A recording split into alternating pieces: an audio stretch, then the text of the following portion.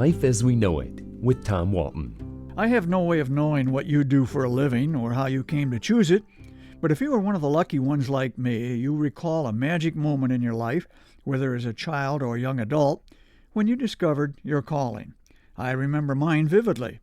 It involved a visit to an elderly aunt and uncle who lived in an old farmhouse. They weren't farmers anymore, but they were still surrounded by farmland, worked by other hands younger and less weathered and creased than their own. The sights and sounds of the farm were a delight. I can still close my eyes and see and smell the fields of corn and wheat, the barnyard and the barn itself, with the haymow and the crowded space over in one corner where the old farmall tractor used to sit, its huge tires caked in the detritus of the fields, a.k.a. mud and manure. But it was inside the farmhouse where the magic happened, more specifically inside a closet filled with junk. Up on a shelf too high for me to reach sat an old typewriter, an Underwood. Ignored and covered with a layer of dust from years of disuse, the machine fascinated me. I'd heard about typewriters, but I'd never seen one. This one was formidable, big and bold and black, and as it turned out, extremely heavy.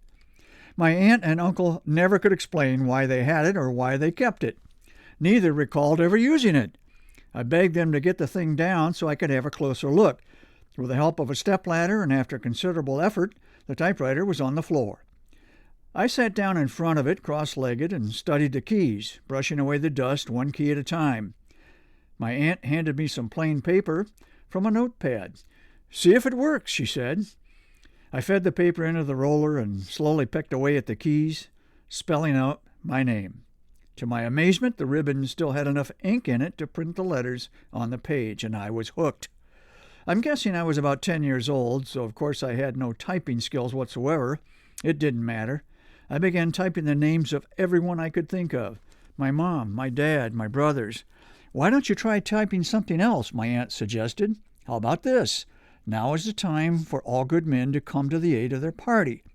I had no idea what she was talking about, but I typed it. "Type it again," she said. I typed it again. "Now once more," she said. I typed it once more. If I may get ahead of my story for a moment, it was many years later when I learned the significance of the first full sentence I'd ever typed. Some attribute it to Patrick Henry, others say he had nothing to do with it, that it was the creation of a 19th century typing teacher named Charles Weller. Either way, it ultimately came into use as a test of typing skills, along with another sentence that used every key on the typewriter. The quick brown fox jumped over the lazy dogs.